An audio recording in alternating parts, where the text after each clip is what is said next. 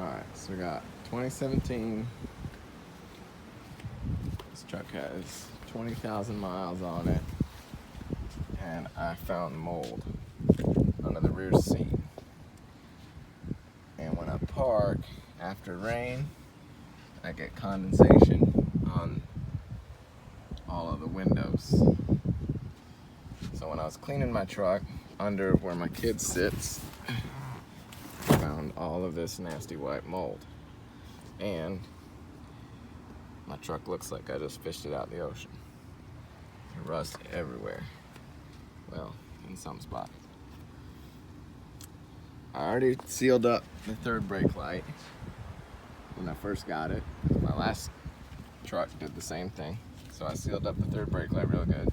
And I was still getting water here. And I got no stains on my headliner. So there has to be another place for it to be leaking.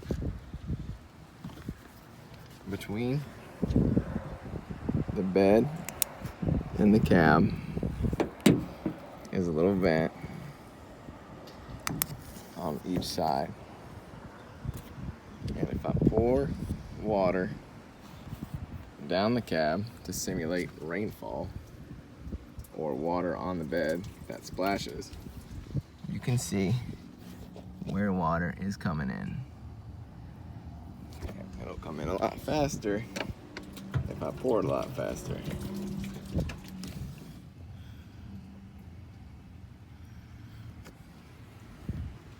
So I need to remove the seat.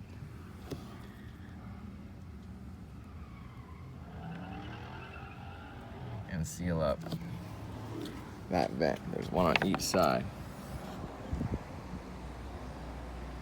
So if you're getting water here, but you don't have any staining, and you already did your third brake light, it's probably that vent.